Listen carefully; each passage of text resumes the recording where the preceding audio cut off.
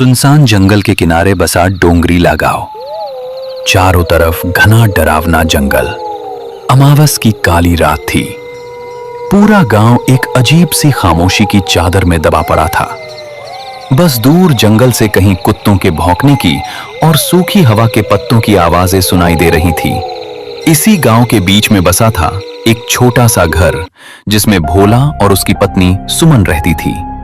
उस रात जब भोला रात में जंगल लकड़ी लाने जा रहा होता है।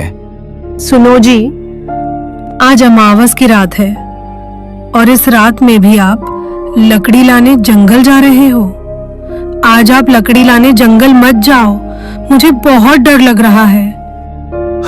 अरे वो सुमन, तुम डर क्यों रही हो? अगर मैं लकड़ी लाने जंगल नहीं गया तो हमारे घर का खर्चा कैसे चलेगा? तुम चिंता मत करो, मैं जल्दी लकड़ी लेकर जंगल से आ जाऊंगा। पत्नी ने इतना समझाकर भी भोला रुका नहीं। वो अपनी कुल्हाड़ी हाथ में लेकर इतने रात को जंगल लकड़ी काटने निकल जाता है।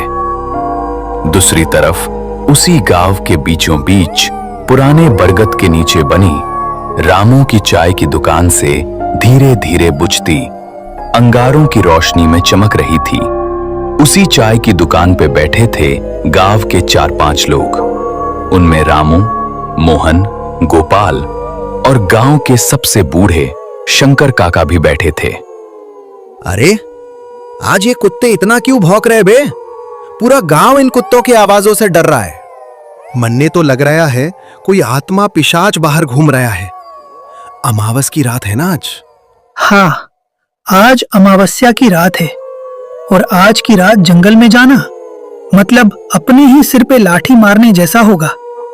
आज छलावा रास्तों में भटकता है। भाइयों, मैंने तो ये भी सुना था कि जंगल का छलावा रूप भी बदलता है, कभी कभी तो इंसान का रूप ले लेता है। सब लोगों की बातें चल ही रही थी कि उतने में दूसरी तरफ से भोला अपने एक हाथ में कुल्हाड़ी और दूसरे हाथ में एक लालटेन लेकर आने लगता है। लालटेन की कांपती लौ में धीरे धीरे भोला आगे आ रहा था। तभी चाय की दुकान पे बैठे शंकर काका बोले, अरे भोला, कहाँ चला इतनी रात को? आज अमावस्या की रात है। ये रात बिल्कुल ठीक नहीं है बेटा। पागल हो गया है क्या भोला? कौन आदमी अमावस की आधी रात को जंगल में लकड़ी काटने जाता है? रामू, अगर मैं लकड़ी लाने जंगल नहीं गया तो मेरे घर का खर्चा कैसे निकलेगा? इसी वजह से मेरा काम रुकता नहीं। घर में चूल्हा जलाना है, उसके लिए पैसा लगता है। पैसों के लिए मुझे मजबूरी में लकड़ी लाने जंगल जाना पड़ता है। हर रोज मेरी पत्नी सुमन मुझे उस जंगल में जाने के लिए मना करती है, लेकिन मैं उसकी बात नहीं मानता। मत जा भोला, आज अमावस की रात है। जंगल में आज कोई इंसान नहीं, बल्कि वो छलावा घूमता रहता है। इतने में एक जोरदार ठंडी हवा चली। लालटेन की लौ एकदम लहराई और जैसे किसी ने पास में ही हंसकर फुसफुसाया हो। सबके रोंगटे खड़े हो गए, लेकिन भोला डरा नहीं। वो अपनी कुल्हाड़ी लेकर आगे बढ़ गया। भोला चाय की दुकान से आगे निकल चुका था। गांव की आखिरी बाउंड्री पार होते ही वो सुनसान डरावने जंगल का रास्ता शुरू हो जाता है। रात का अंधेरा और भी भयानक हो गया था। पेड़ों की टहनियां हवा में हिल रही थीं। जंगल की आवाज ऐसी आ रही थी कि मानो किसी इंसान की आवाज हो। भोला रुक जाता है। कौन है? कोई है तो सामने आ जाओ। पर जवाब सिर्फ सन्नाटा। तभी अचानक उसे दिखा एक परछाई आगे पेड़ से उतरकर खेत की तरफ चली गई, धीरे मगर इंसान जैसी चाल में। भोला ने हिम्मत की और बोला, कौन है रे? गोपाल तू है क्या? अगर कोई गांव का आदमी मैं डरने वाला नहीं हूं। सीधे तरीके से मेरे सामने आ जाओ, नहीं तो मेरे हाथ जो कुल्हाड़ी है उससे मैं तुम्हारा सर धड़ से अलग कर दूंगा। तभी वो काली परछाई वापिस आने लगती है और वो कोई और नहीं बल्कि भोला की पत्नी सुमन थी। भोला का दिल धक से रह गया। अरे सुमन, तू इस भयानक डरावने जंगल में इतनी रात को क्या कर रही हो? मैंने तुमको बताया था कि मैं घर जल्दी लौट आऊंगा। सुमन मुस्कुराई मगर आंखें बिल्कुल ठंडी। लेकिन वो आवाज सुमन की नहीं थी, वो तो उस जंगल के छलावे की थी। घर चलो भोला, रात बहुत हो गई है। भोला एक कदम पीछे हट गया। उसी पल सुमन जैसी आकृति धीरे धीरे धुंध बनकर गायब हो गई। ये देख के भोला का खून जमने लगा। ये कौन था? ये तो सुमन नहीं थी, ये तो इस जंगल का छलावा था। तब भी भोला रुका नहीं, वो आगे बढ़ने लगा। जंगल के रास्ते से भयानक डरावने डरावने आवाजें आनी शुरू हो गईं। थोड़ी देर बाद भोला जंगल के बीच आ चुका था। अब उसको पीछे लौटने की हिम्मत नहीं हो रही थी, आगे जाने का डर अलग। अचानक उसे अपने पीछे किसी के चलने की आहट आई। वो पीछे मुड़ा, लेकिन वहां कोई नहीं था। ये सब देख के भोला जोर से चिल्लाया, कौन है रे? सामने आ! तभी एक बार और उसके पीछे धीमी खुरदरी आवाज आई, जैसे किसी 60 साल के बुड्ढे की आवाज हो।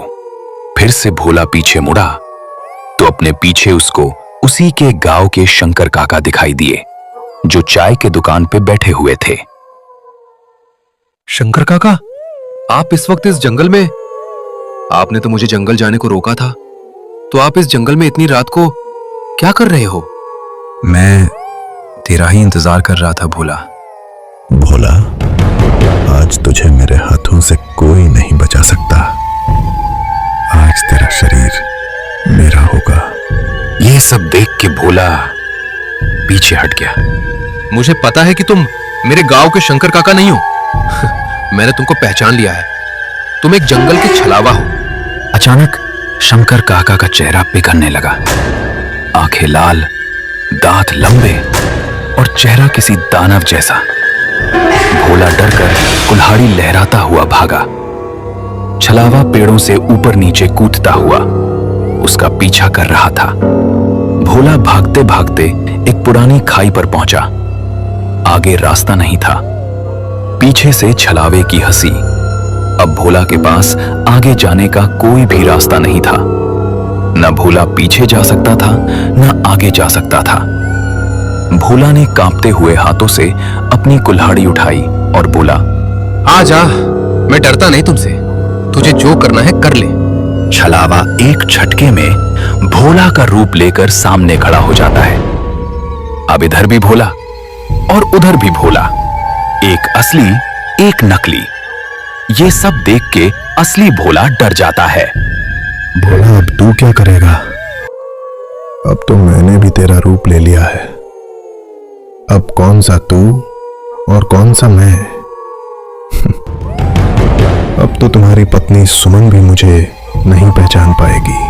तभी अचानक छलावा भोला के ऊपर छलांग मारने ही वाला था कि भोला को अचानक शंकर काका की बात याद आई। हाँ, शंकर काका ने मुझे आते हुए बताया था कि छलावा रोशनी को बर्दाश्त नहीं कर पाता। उसके बाद भोला ने अपने हाथ में जो लालटेन थी उसको उठाया और जोर से छलावे की तरफ फेंक दी। जैसे ही लालटेन छलावे के पास गिरी, लालटेन में तेज पीली रोशनी खोने लगी और छलावा दर्द से चिल्लाते हुए पीछे हट गया। वो धुएं में बदलता हुआ चिल्लाया, अगली अमावस मैं लौटूंगा भोला। उसके बाद तुम्हें ये लालटेन तो क्या, तुम्हारे गांव का कोई इंसान भी तुम्हें बचा नहीं पाएगा। ये बोल के छलावा अंधेरे में गायब हो गया। रात के 2 बजे थे, गायब हो गया। रात के 2 बजे थे। अब भोला के पास लालटेन भी नहीं थी। भोला ने अपनी कुल्हाड़ी उठाई और घर के रास्ते बिना लकड़ी लेकर वापस जाने लगा। थोड़ी दूर चलते चलते भोला थक जाता है, इसीलिए वो एक पेड़ के नीचे आराम करने बैठ जाता है। रात का अंधेरा गहरा हो चुका था। भोला को कुछ समझ नहीं आ रहा था कि अब वो क्या करे। क्या करूं, कुछ समझ नहीं आ रहा है। रात भी बहुत हो चुकी है और मेरे पास तो अब मेरी लालटेन भी नहीं है और इस जंगल का रास्ता भी साफ दिखाई नहीं दे रहा है। ऐसा करता हूं आज की रात यही जंगल में पेड़ के नीचे सो जाता हूँ। सुबह होते ही लकड़ी लेकर यहाँ से चला जाऊंगा। दूसरी तरफ भोला की पत्नी घर के दरवाजे के पास खड़ी होकर भोला का इंतजार कर रही थी। रात के ठीक 3 बज चुके थे। थोड़ी देर बाद सुबह होने ही वाली थी। तभी सुमन खुद से बातें करते हुए बोलती है, हे भगवान, रात के 3 बज चुके हैं और अब तक ये घर क्यों नहीं लौट आए? उनको कुछ हुआ तो नहीं होगा? अब मैं क्या करूं? घर के बाहर कुत्तों की भौंकने की और जंगल की तरफ से लोमड़ियों की आवाजें आ रही थी। उधर सुमन को नींद नहीं आ रही थी। सुमन सोते हुए भोला को याद कर रही थी। सुमन घर में इधर उधर घूम रही थी। थोड़ी ही देर में सुबह हो जाती है। सुबह होते ही सुमन गांव में जो चाय की दुकान है उसके पास आने लगती है। चाय के दुकान पे वही लोग बैठे थे जो रात को भोला को समझा रहे थे। तभी सुमन चाय के दुकान पे आ जाती है। क्या हुआ सुमन? तुम आज चाय की दुकान पे कैसे आई? सब ठीक तो है ना? नहीं शंकर काका, सब ठीक नहीं है। कल रात को भोला लकड़ी लाने जंगल गए थे, लेकिन भोला जंगल से अब तक घर आए ही नहीं। रोज तो जल्दी घर लौट आते थे, लेकिन आज क्या हुआ तो भोला घर लकड़ी लेकर आए ही नहीं। मुझे बहुत ही चिंता हो रही है। सुमन, तुम चिंता मत करो, अभी हम सब उस जंगल में जाके देखते हैं। उसके बाद सभी भोला को ढूंढने जंगल के और जाने लगते हैं।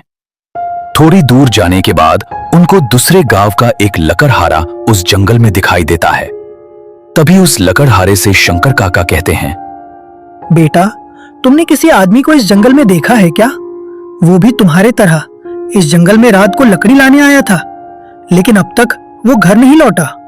हाँ काका, मैंने एक आदमी को एक पेड़ के नीचे देखा था, लेकिन वो सोया हुआ था, इसीलिए मैंने उसको जगाया नहीं।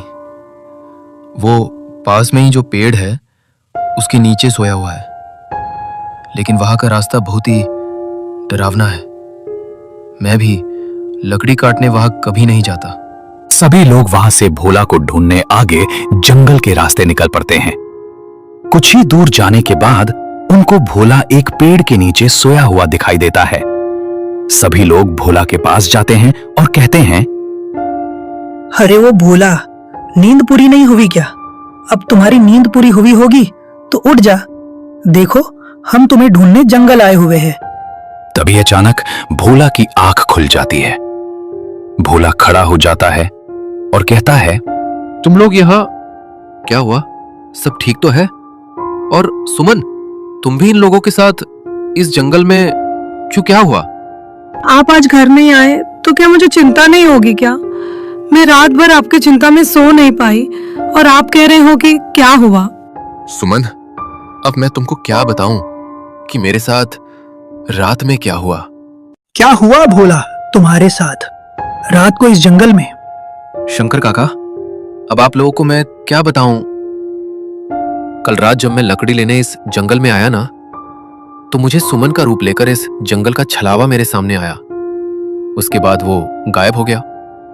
थोड़ी देर बाद फिर से वो छलावा आपके रूप में मेरे पीछे मुझे मारने आया शंकर काका, लेकिन आपकी वजह से मैं कल रात को बच गया। आपने मुझे चाय की दुकान पे बताया था कि छलावा लालटेन की रोशनी से भागता है। मैंने मेरे हाथ में जो लालटेन थी वो छलावे के ऊपर फेंकी। उसके बाद छलावा गायब हो गया, लेकिन उसने मुझे बोला था कि वो फिर अगली अमावस की रात हमारे गांव आएगा। शंकर काका, छलावा गया नहीं है, सिर्फ कुछ दिनों के लिए गायब हो गया है। इसीलिए हम सब गांव वालों को सावधान रहना होगा। बेटा भोला, तू आज बच गया, पर वो किसी और का रूप लेकर फिर आएगा। अब चलो यहां से जल्दी। तभी सभी लोग वहां से अपने घर जाने लगते हैं।